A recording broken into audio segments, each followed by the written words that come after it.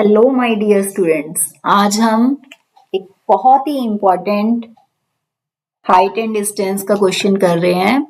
Angle of elevation of a cloud from a point 60 metre above the lake is 30 degree. एक cloud के angle of elevation की बात हो रही है। कहाँ से देखा जा रहा है क्लाउड को? From a point 60 metre above the lake. आप एक पहले लेक बनाइए। इससे 60 मीटर ऊपर खड़े होकर 60 मीटर की हाइट पर खड़े होकर क्लाउड को देखा जा रहा है। From a point 60 metre above the lake, ये लेक है। 60 मीटर अबव द लेक से क्लाउड देखा जा रहा है। यहाँ एक क्लाउड है। एंगल ऑफ एलिवेशन बनता ही कब है? जब हम ऊपर की तरफ देखते हैं। यहाँ ये पॉइंट ऑफ ऑब्जर्वेशन है और ये क्लाउड है, तो ऐसे देखा जा रहा है। ये लाइन ऑफ साइट हो गई, ये हॉरिजॉन्टल हो गया आपका, और एंगल कितना है? 30 डिग्री। यहां आपकी लेक है। अब देखो angle of depression of its reflection. अब देखो लेक में क्लाउड जितना ऊपर है उसकी रिफ्लेक्शन उतनी ही क्या बनेगी? नीचे बनेगी। पहले तो आप ये देखो, अब ये क्लाउड जितना लेक से ऊपर है उसकी रिफ्लेक्शन उतनी ही, रफ फिगर बना रहे हैं पर फिर भी हम आइडिया से थोड़ा सा कि उतना ही रिफ्लेक्शन क्या बनाते हैं? नीचे बनाते हैं। ये है reflection of cloud. C point पर क्लाउड था,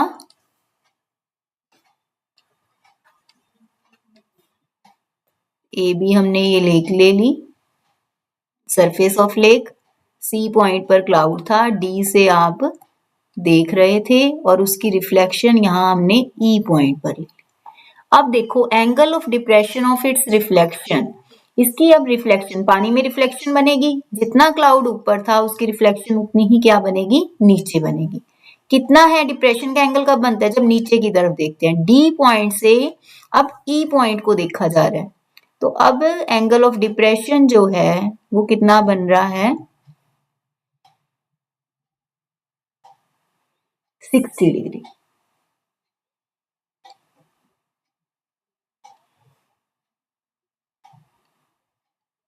आपने क्या फाइंड करना है? Find the height of cloud, यानी आपको बीसी फाइंड करना है।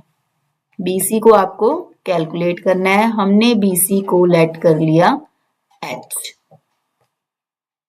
बीसी आपने फाइंड करना है, हमने बीसी को ही क्या लेट कर लिया? एच लेट कर लिया। ए बी सरफेस लेक हो गई। A B is surface of lake. C is position of cloud. C cloud की पोजीशन हो गई और E is reflection of cloud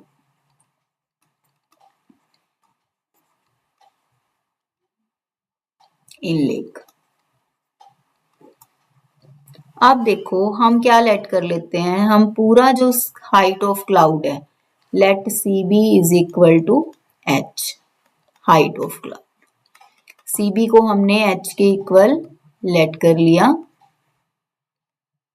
अब जितना क्लाउड लेक से ऊपर है उसकी रिफ्लेक्शन उतनी ही क्या होगी? नीचे होगी। तो इट मीन्स जो सी बी अगर एच है तो बीई भी कितना होगा? एच होगा। ठीक है। अब एडी कितना गिवन है आपको? हाइट कितनी हाइट से देख रहे थे? 60 मीटर। एडी और इस पॉइंट का नाम ले लेते हैं एम। एडी 60 मीटर है तो बीएम भी कितना होगा? 60 मीटर। अब बीएम 60 मीटर है, ये अगर 60 मीटर हो गया, पूरा एच था तो ये कितना आ गया? H minus 60। तो जो CM है वो क्या होगा, CB minus BM। CB H है और BM 60, तो ये 60 माइनस H, और BE भी कितना है यहाँ पर H। अब देखो राइट एंगल ट्राइंगल, कौन सी राइट एंगल ट्राइंगल देखोगे पहले, in right triangle DMC। DMC में CM by DM, P by B, क्या बन गया P by B, tangent. CM की वैल्यू H माइनस 60, DM की नहीं पता हमें, टेंजेंट 30, 1/√3।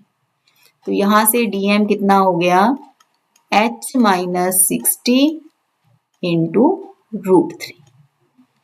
अब देखिए अब कौन सी ट्राइंगल लोगे आप, इन राइट ट्राइंगल DME। अब ये वाली ट्राइंगल लोगे, DME ट्राइंगल लोगे। अब फिर P बाय B लगा दो। अब परपेंडिकुलर कौन सा आएगा, ME by DM, DM base हो गया, टेंजेंट 60। ME की वैल्यू कितनी होगी देखो, पहले हम यहाँ पर ME कैलकुलेट कर लेते हैं। ME की वैल्यू क्या होगी, MB प्लस BE। MB कितना है 60 और BE है H। ME की वैल्यू 60 प्लस H, DM की वैल्यू यहां से H माइनस 60 √3 और टेंजेंट 60 √3। क्रॉस मल्टीप्लाई करो, √3 3,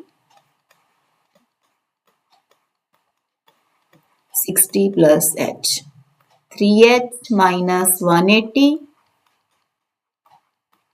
3H माइनस H 2H और इधर 240, H आ जाएगा आपके पास 120। हाइट ऑफ क्लाउड कितनी आ गई है, 120 मीटर। आपको क्या गिवन था, आपको गिवन था कि आप D पॉइंट से एक क्लाउड को देख रहे हो, कितने डिग्री का एंगल बन रहा है, 30 डिग्री। फिर उसी क्लाउड की रिफ्लेक्शन जो लेक के अंदर बन रही है, यहाँ बन रही है रिफ्लेक्शन, तो यहाँ जो है इस पॉइंट पर, तो यहां से एंगल ऑफ डिप्रेशन जब नीचे की तरफ देखा तो एंगल कितना बना, 60 डिग्री। हमें हाइट ऑफ क्लाउड कैलकुलेट करनी। अंडरस्टूड? Thank you.